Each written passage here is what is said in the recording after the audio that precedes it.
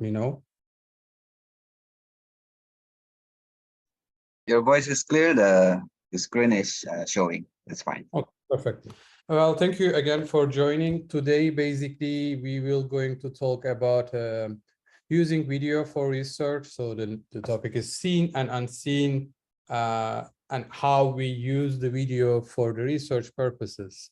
The seen and unseen, because we see most of this stuff with the video, but also I will dig more in depth on this issue, but we know that the direction of the video is always a choice. So there's always a missing part as well. So let's start. Let's start actually with an exercise. I want to show you a footage of 55 seconds, and this includes only 4 words. An exercise here is trying to understand what I'm trying to do with this video. Oops, sorry.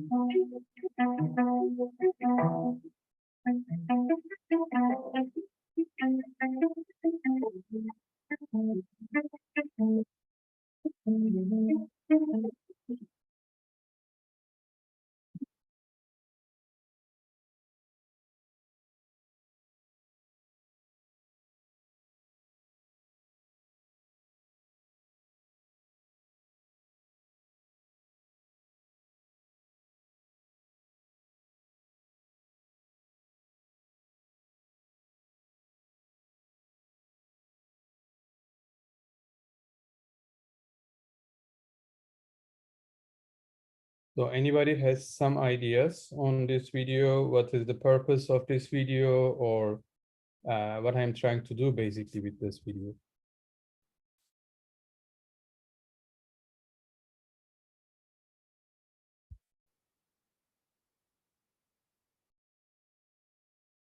No, wait, 5 more seconds.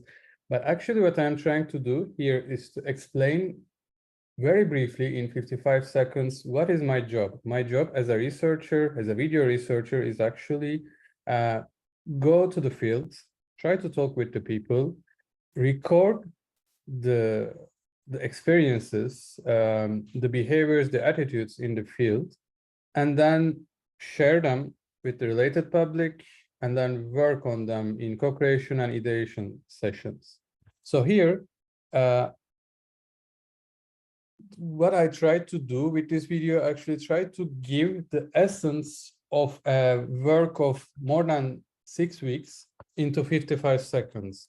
And this is actually the power of the video in a way. The power of the images, or power of moving images, in fact, are we grasp the idea quite quickly, and then our brains start to work on them immediately. Whereas in a written or audio context, the working time of the brain is much slower compared to the relation with the brain and the eyes.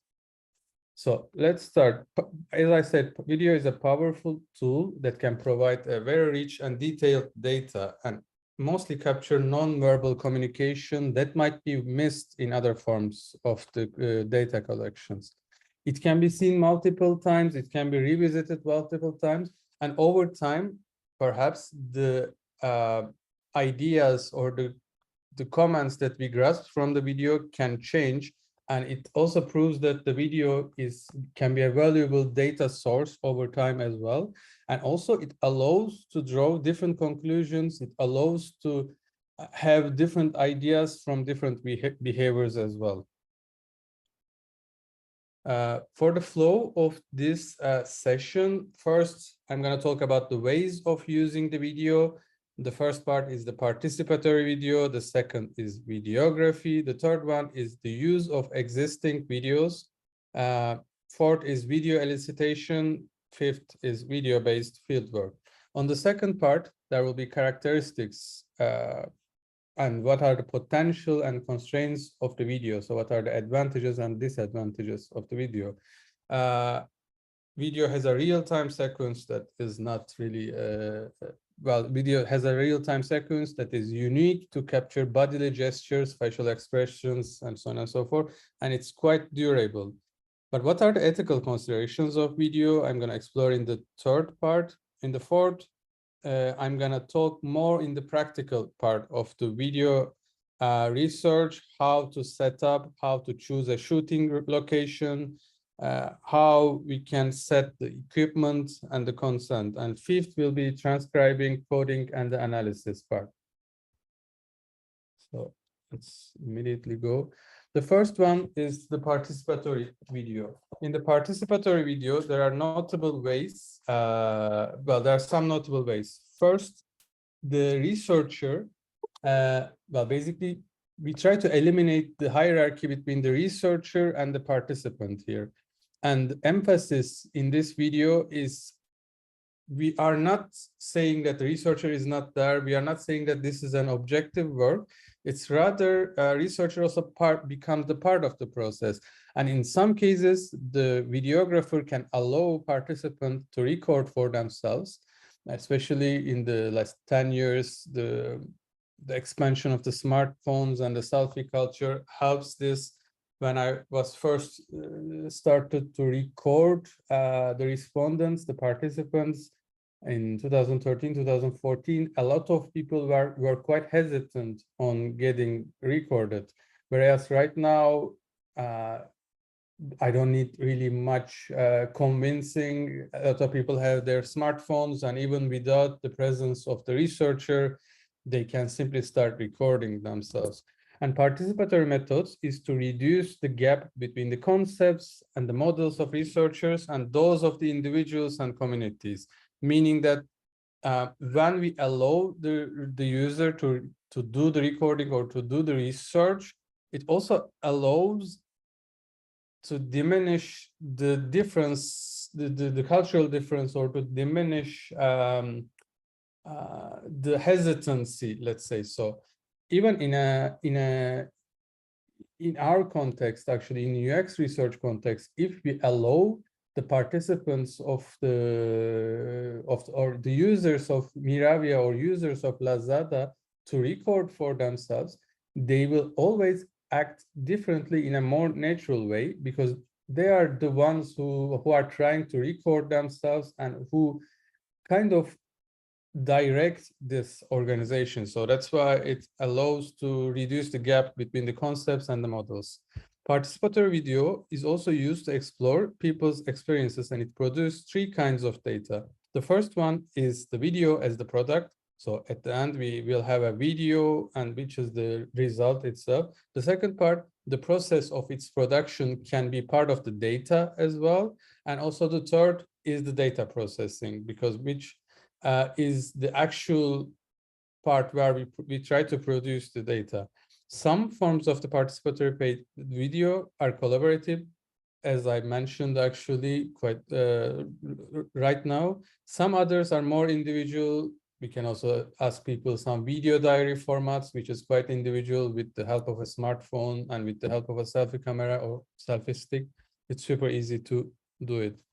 Second ways of using video is videography. It's a more classical ethnographical approach to video making, which often goes, well, can go at least hand to hand with participatory video and visual ethnography. It's traditionally observative. It uses video primarily gather data of rich nonverbal clues. So here what we try to understand, what is unspoken mostly, because the spoken part can be grasped with different mediums. But what the video is mostly more important here is to grasp what's going on in the non-verbal actions, like the facial expressions, other bodily communications, and so on and so forth. Videography is also positioned within larger economical debates concerning how objective or subjective a video research, or in more general, a research can be. So that's why we try to add more multivocal text or reflexive ideas to videography as well. It understands and uses the video as a tool to reorient the power of the researcher. So because in the videography or in the video researchers, there's a director, there's a recorder, which kind of has the power to choose what to record and what to not record. And that's why the aim here, by doing it more multivocal, is to give the voice to the research or to other research subjects or participants. Another method of how we can use existing videos in our researches is that the repurposing of the existing videos. It can be homemade domestic videos, broadcasted media, CCTV recordings, YouTube, Vimeo recordings, anything that you might think of actually. And for the aim of the research, when we have a topic of the research, we can always, like visiting a library, we can visit the video libraries that we have and try to repurpose the existing video data in order to create a narrative for our own research. The fourth way of using video as a research tool or as a data tool is video elicitation. It's kind of an interview method that utilize video clips to prompt the participant to more extensively discuss certain issues. It works especially for in-depth researches that we try to understand different people's reactions on one behavior. It also works quite well in prolonged studies where we recurrently visit the same situation and ask people one thing. So here the idea is to focus on three things. One is to reconstructing the past thinking. So what was happening back then and how it affects today. What are the past activity narratives and the construction of reflections on the present or future actions. It can be used to validate and cross-check the researcher interpretations or the participant interpretation when working with video of naturally occurring events. So it's also good to use this method when there's a big social cultural event, and then ask users their feelings, their opinions about this particular event. And the final way of using video in the research is video-based fieldwork, obviously, and this is the most used version. Video-based fieldwork involves the collection of naturally occurring data.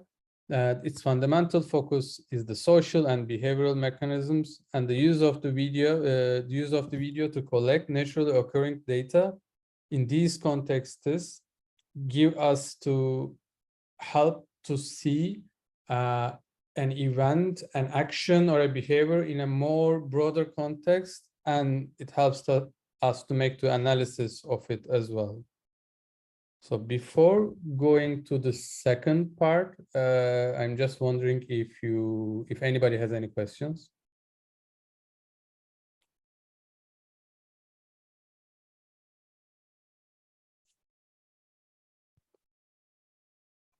So check the chat. As well here. Oops.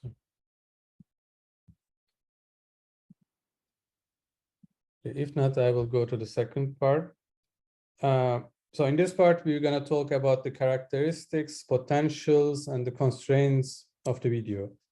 It has three main distinctive features that differs itself from other textual or audio tools, audio research methods. It has a real-time sequential record, so it records everything in the time without really creating a link with the past or the future. It has a fine-grained multimodal record, so it doesn't only record the video, but it records the audio-visual sense. It records basically what address our audio-visual sensory systems, and it makes to work differently compared to it makes us work different or makes us think differently compared to the other research methods, meaning that in the video, when we are seeing the video data, it's more easier to relate because we are seeing a human being or a reflection of a human being, which is not in a data form in a way, which is in a real flesh and voice form. So that's why it helps us to, it's a more multi-modal record. It's quite durable, it's malleable, and it's shareable. So it means that we can always work on this data over time. We can always use some parts of the data for our research purposes.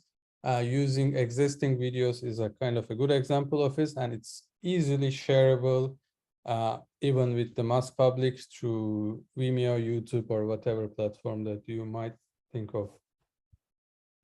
So let's start with the first characteristic. It has a real-time sequence to help to capture interactions, activities, and behaviors. Video recordings capture usually real-time sequence of the naturally occurring events. So when the video cameraman just records without thinking, it basically records whatever happening over there without any reflexive comment of the written word or without any missing parts. So that's a strong tool, and that's a tool that we cannot find in any other research medium. It reflects the natural use of a tool, the natural interaction with different persons or with a screen, or natural activities and behaviors. It provides a rich data of facial expressions, body language, and tone of voice. Again, perhaps tone of voice, we can find it in the audio recordings, but still it's not as same as like recording it in a video. It creates linkages between what is said and what is done and shown. And this is the most strongest point of the video, because in UX, we usually use a simple method and ask users show us instead of saying us to grasp the behaviors. And here the video is a quite helpful tool. Video can be reviewed multiple times and allowing researchers to analyze data more thoroughly and make accurate conclusions. And finally, video can also be used for analysis and dissemination of findings. So here, what I try to say, video is both the research method itself, but it can be final product of the research, final presentation of the research as well. And in that sense, it's quite strong tool to use as well. What are the potentials and constraints here? Video data, like all the data, can be partial. It includes and excludes elements. I was just talking about the director or the researcher here has the power to direct his or her camera to one point and not to choose not to record any other places.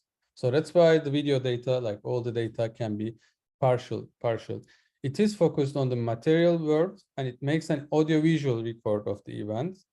It is partially both related and restricted view of the elements that a camera lens can provide. So there's no peripheral vision, there's a limited mobility. Obviously, there are some tools to help to increase the mobility, and there's a narrow angle view even in a fisheye camera. However, we can define a number of criteria for the evaluation of video-based research projects in the context of digital video.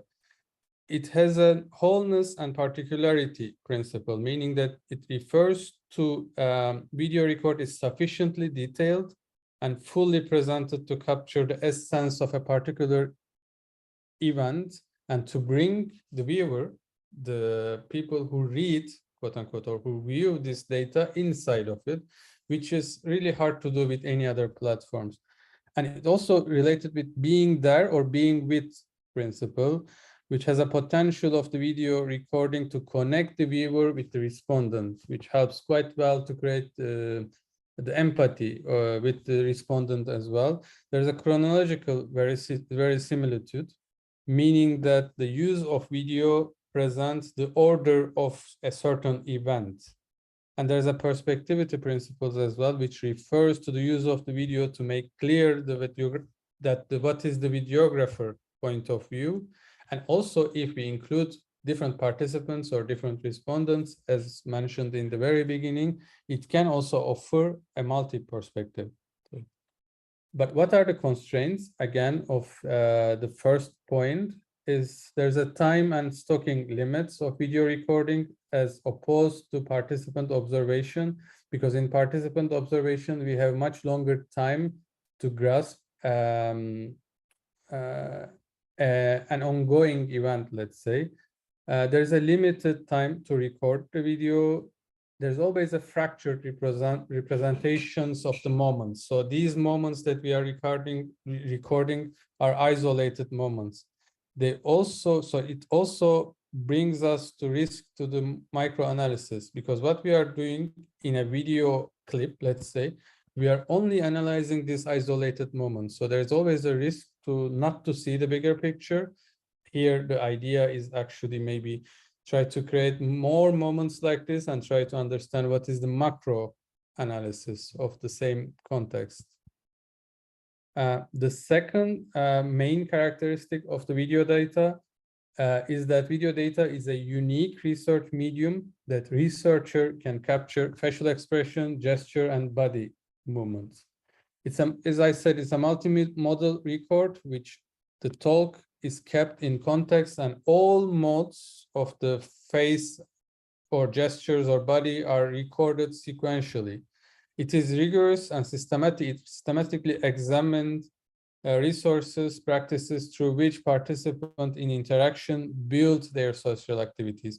So here in the video, one of the main issues are perhaps we are not only grasping the facial expression or gesture, we are also grasping the interaction of one individual or a couple of individuals between each other, but also between a product, between a platform, between an application, a website, and so on and so forth. So again, in any other research medium, it might be easy to describe this relation, but to grasp this relation in a real-time sequence, it's quite hard. So that is something that quite unique to the video research as well. The potentials of this unique research medium or unique idea to grasp facial expressions, body movements, and the gestures. Let's first talk about the constraints. Actually, there might be large amounts of video data, can be overwhelming, and if it is not managed properly, the analysis can be quite descriptive and a bit weak as well. There's a sensory overload risk for the researcher or for the analysts. So that's why there are certain tools, which I'm going to talk more in depth, that helps to analyze the data quite methodologically, include the data management, coding, sampling, and so on and so forth. So the response of many researchers to this problem is actually to conduct in-depth qualitative analysis of short segments. So what they kind of divide the analysis into a couple of segments, and then they work one by one on them. And finally, what they do, they try to put together all the different parts of the puzzle and give the bigger picture. The third main characteristic of the video data, it's the fact that it is durable and it makes it easier to revisit over time. It enables repurposing and allows to create new understandings. It's durable because even in like some of the recordings that I showed you in the very beginning, it's from 4 years ago, but the use of if you remember, for instance, there were two persons who were kind of scrolling on an e-commerce platform. So this action, this scrolling action, it never gets old because we still have the same action and we still use many applications in a similar way, but also the e-commerce platform. In Miravia or in AliExpress as well, we used a user persona, which we called scroller. which is the persona. It's a quite young persona actually, and which is a persona that like to just to explore what's in the platform, what are the new products, what's new, what is interesting, what is fun, and so on and so forth. And the main action is scrolling. And the video that I showed you is from 4 or 5 years ago. But it's very easy to understand that this action is actually never got old. So it's an example of the video data, the fact that video data is durable, not only physically durable, but also uh, intellectually durable as well, because we can still use and repurpose this data to create new understandings.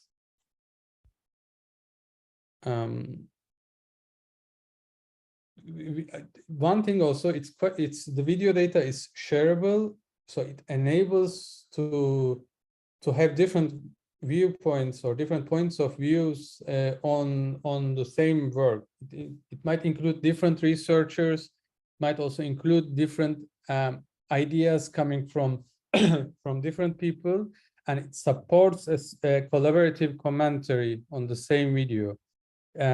Again, it's an easy to use digital technology that features in many people's everyday life. So meaning that right now we use video in all the aspects of our lives. We watch them in the morning, in the evening. The first thing when we wake up, we check Instagram or TikTok, and then we see very small videos just for fun, maybe not for the research purposes. So that's why it's actually very quite convenient tool that we are surrounded with it, but we are not really using it that much for the research purposes. But again, it's a quite useful tool for many different generative research mainly, but it can be also quite useful for the evaluative researchers as well. A key advantage of using video to collect data is that it can support an explanatory research design and data discovery phase, as I just said actually, giving the research access by providing participants with video cameras to represent aspects of their life or life worlds or the practices, allows the researcher maybe cannot be part of the, sorry, let me rephrase this sentence actually. So using video, especially for the participatory videos, allow us researchers to be in the environments which we cannot actually be for several reasons, like religious, cultural, or social reasons. When I was doing my fieldwork in the master's in a religious neighborhood, I couldn't enter inside of many houses as a man, because in the Turkish culture, houses, especially in the religious Turkish culture, houses can be quite sacred, and well, man cannot be really easily visit them. But what helped me is to educate either one or two house members to just record, but because in the time the smartphones were not really wide, so that's why I was just using very simple cameras.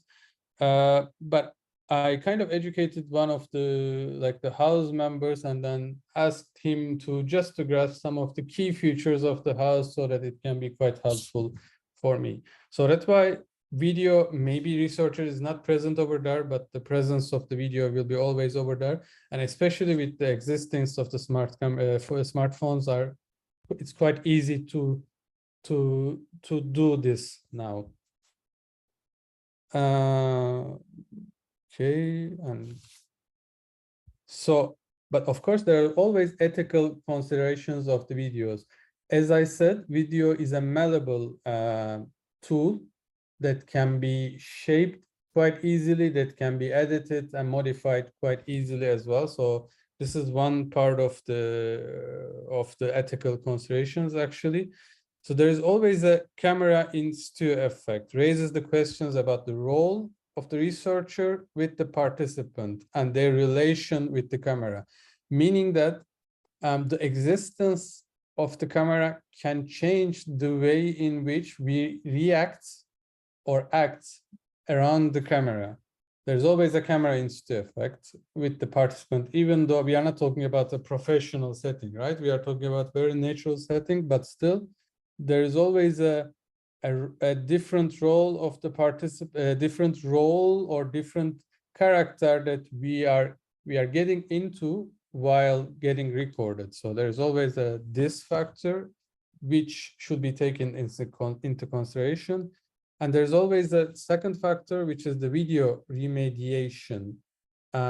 What is the situation shown and what is the reality can be quite different. Here in the picture, you will see a real example. These are two journalists. It was shot during the Syrian war. One was claiming that there is a bombing and they're under threat. The other one, as you can see, is quite cool. He's also reporting that there is a bombing, but he's not acting, he's not wearing a helmet, he's not acting like they are getting bombed as well. So the viewers of these two videos, because you can see this man is here as well, and it has recorded in the same time.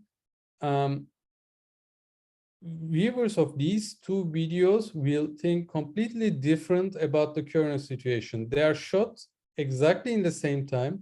They are direct in the same location and on the same subject, but they are shot differently, and that also shows us the realities grasped by the video can be quite different as well. And there's always a technological effect on this remediation as well.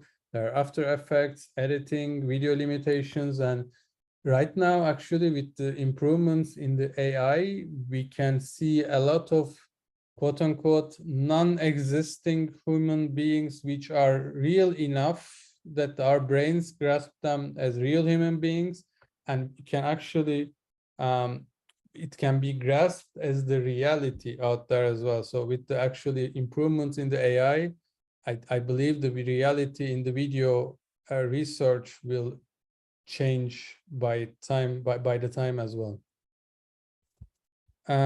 When do recordings becomes a data? First of all, it should be an unproblematic replica of the events that are passing in the real time, and mostly the researcher presence can be quite important as well, especially for the objective data. It's better to limit the researcher presence. The candid shootings are quite good example of the raw data, let's say. Also, the recordings like CCTV cameras, recordings without framings are quite good examples of the very objective replica of the real events. It doesn't mean that other ways of the videos are not be considered as the data. As long as we have the analytical thinking capacity, we can always assume that the participatory videos, participant observation videos, and video elicitations can be used, quite good sources of data, but they are mostly subjective compared to the first ones that I mentioned. So this was in the first part, I tried to explain the more theoretical part of the using video for a research. In the second part, it will be on the more practical issues of using video as research. Because video, unlike audio recordings or unlike written records, for instance, requires much more preparation and requires also a good setting. So to ensure the collected data is reliable, valid, researcher must choose the setting and location quite well. They carefully select the used equipment because the equipment used can be can change the recording as well. So that's quite important. And the most important part, to obtain the consent from participant. And in this consent, there are two phases of the consent, which I'm going to explain in a bit. So the setting and locations should not compete with the natural behavior of the participants. especially in movies or in our like the more touristic videos, in our more touristic souvenirs, we like to shoot like very grandiose scenes and this kind of stuff. But here, especially in our job, in our business, the researcher should not choose a location over the participant. We are mostly, well, most of the time we are curious about the participant, their behavior, their interactions, their opinions, not the surrounding actually. But again, the location chosen can change the things that are spoken or recorded in this video. Because video is a temporary, just recording at a moment, right? So what's happening in this moment, or what the participant's saying in this moment, it's kind of changeable, and it's not always the same as if we choose to record the same participant in a different location. So that's why the choice of the location should be quite natural, possibly the house of the participant or a place that he or she visits quite regularly, office, and so on and so forth. Also, environmental factors such as lighting, background noise, camera angle, it's quite important to grasp all the single details. So that's why like the shooting in an open setting, if you are shooting in an open setting, you should be careful about the background noise. You should calculate well the lighting and so on and so forth. For the background noise, of course, there are tools to avoid them, which I'm gonna try to explain again in a while.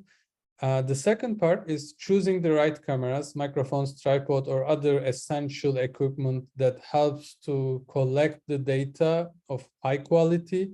The type of camera here is quite important, and it will depend on the research question, the choice of the camera, the research question, the environment, or the participant as well. Right now, the easiest and the smartest choice, to be honest, is the smartphone cameras, because especially the new ones are quite they are recording in a quite good quality that you don't necessarily need a separate video camera for research purposes, and it's quite accessible. Almost everybody in our research focus has a smartphone, so that's why it's the smartest choice as well, because it can be accessed by the researcher easily, but also by the participant easily as well. But in a more professional setting, let's say, if the question involves analyzing the facial expression, body languages, and so on and so forth, a high resolution camera might be much better to capture all fine-grained details. But in order to use these kind of cameras, we need a stable setting. So we need a tripod, we need a different setting, a sort of a studio setting, or it should be shot in a closed environment so that the video can grasp a better details. On the other hand, cameras with lower resolution frame or lower frame rates might be more suitable for the broader activities, for more dynamic shootings, especially cameras like GoPros, for instance, are quite good in if you are shooting a movement, or if you are trying to grasp a bigger audience. One limitation of GoPro, I don't know if I'm gonna talk about this later, but one limitation of the GoPro, its camera is kind of it doesn't have a good recording. So I said its camera, its microphone actually doesn't have a good audio recording quality. So that's why it's better to always support GoPro with with an external microphone that might help you, and that's easily found in our platforms as well. But which brings me to the third topic, actually, the choice of the microphone. Usually many video cameras has an internal microphone, but still, especially for certain shootings, it might be necessary to use external microphones that can help to reduce the background noise and improve the clarity of the audio recordings. because of course we are talking about the power of the visuals here, but what supports the visuals, especially in the video format, it's the voice itself. So if we don't understand what the user or the participant is saying here, there is no point to record the video as well. As I mentioned, actually GoPro doesn't have a good performing microphone, so it's better to support it with an external microphone. Sorry, this is a typo.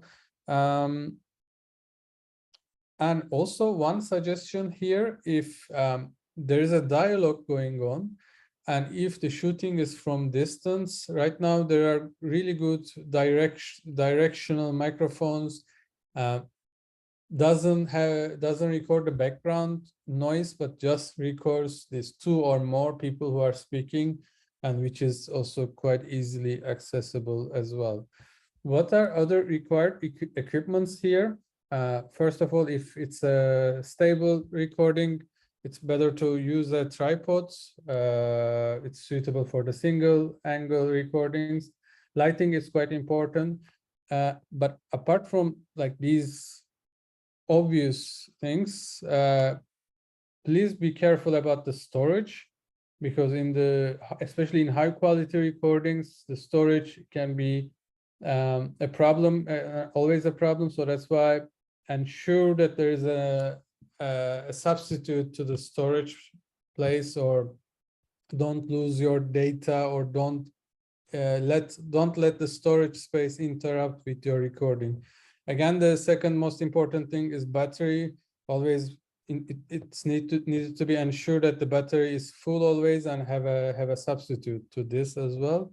And for more dynamic shootings, a gimbal, if you are using a smartphone, a simple one like this, or if you have more professional cameras, they have a bigger gimbals as well. It ensures the stability. I use this quite a lot, and it's a very good way, or it's a very good tool to use for dynamic shootings. And finally, and maybe most importantly, obtain consent from the participant. And this consent has be two points. One point is the consent to get recorded. But the second point, and maybe the most importantly, because in the video research, the research data is the video, but also video can be the final product as well. So that's why we need to get a consent from the participants to show their recording to the wider public, either for business purposes or for other purposes as well. And finally, the transcribing, coding, and the analysis part. So how do researchers transcribe a gesture, a gaze, or a bodily expression to the written word?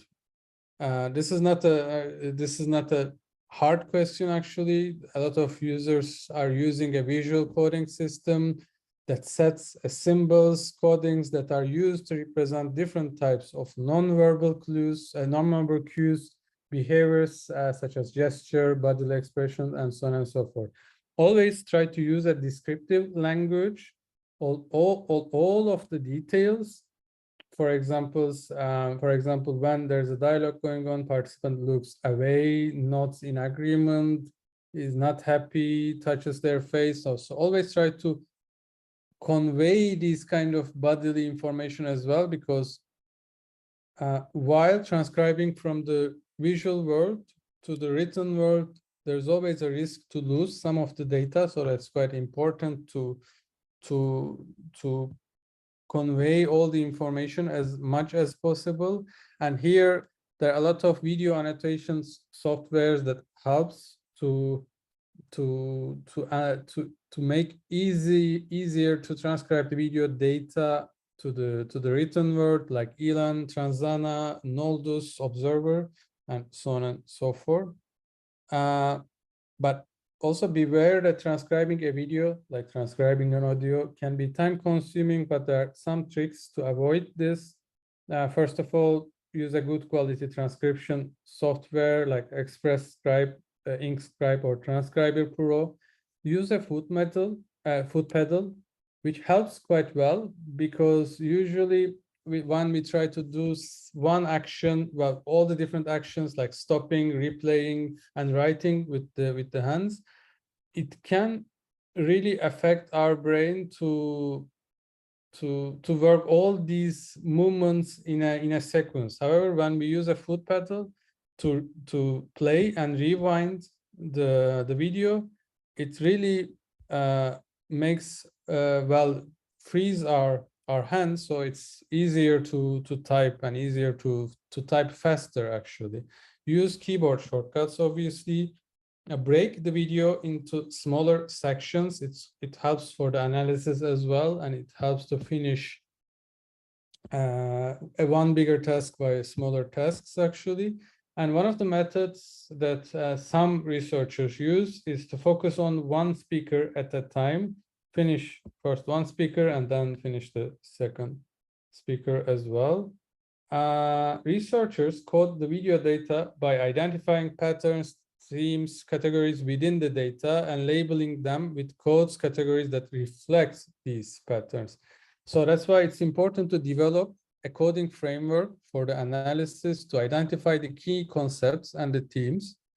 And then after the developing of the framework, obviously, we need to code the data and analyze the data. And for this, there are again few softwares like MaxQDA or Atlas T, which I used both of them, which are actually quite good for the transcribing purposes as well. So these two tools especially are kind of my favorites to use for the end-to-end processes of the video researches. And finally, you can use the videos edited in any format that you want to present. It can be in small video clips, creating multimedia reports, or mid-long format videos as well. I usually prefer either the first or the third one, which is quite useful in different contexts. But that's why actually it's important to have a consent from the viewer, because from the respondent, sorry, because it's quite important that to be very clear about the usage of the video. And in terms of video editing tools, you can use any one that you feel easier to reach and you feel easier to use. For me, I'm a Mac user, so iMovie is very simple. It's quite easy to use, and it's simple enough for me because I don't really need that much detailed editing tool. I also used Adobe Premiere, which is much more professional than iMovie and which is good as well, and more detailed and takes more time to learn different features. And other alternatives are Final Cut, Windows Movie Maker, and DaVinci Resolve. And beware that all of these tools allows you simple manipulations of the video. So that also brings some ethical concerns to use this the video editing tools as well. And always beware that when you are creating a video in the editing, you are creating a narrative as well. And so this narrative has to clearly show in a coherent way the findings of the research. And again, in a coherent way, this has a story so that the viewers can follow it quite easily. And always while editing a video tool, always just take one step back and look to the video from the viewer's angle so that you can understand actually if the message that you want to convey is easily understood or not. So to sum up, no, actually we can go back one step back. I'm also wondering in what particular domain of your work you think that you can use video-based studies. Do you have any examples, or if you have any questions to me as well, you can always ask them.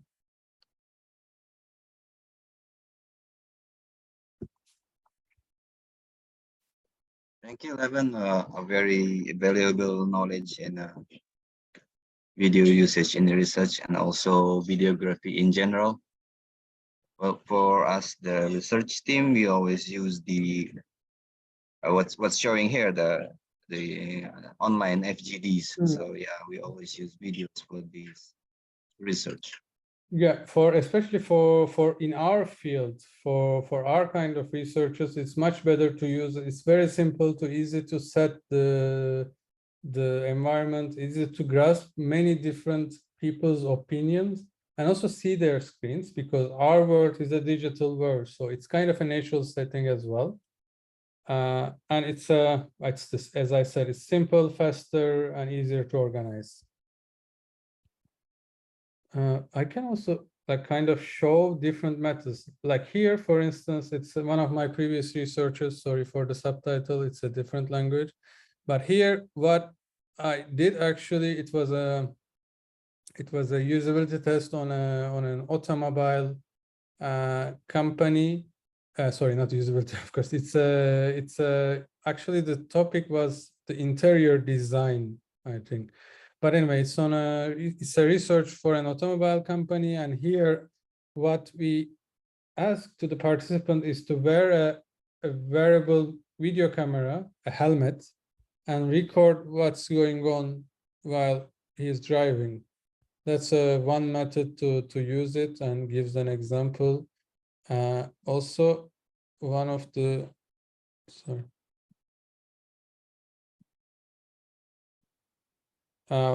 examples maybe here is to actually show what can be happening in the field as well. As I said, there's always a need to use a stable camera, otherwise you'll kind of lose the movements, and they're always a different setting, and it's quite important to grasp the natural setting here, because we always try to visit people in their like the normal regular setting in order not to compete with the environment.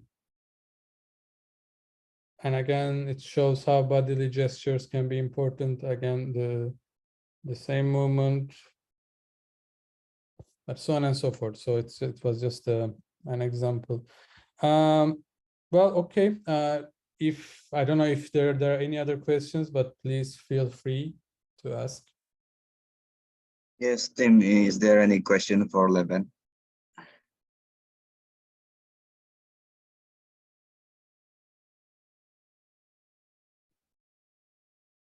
If not, then yep, very interesting sharing, Levent, and we can drop off this call, and then we'll Okay, meet the next in a more interesting sharing next time. Thank you, Levent. perfect. Thank you. Bye. Thank you, everyone, for joining.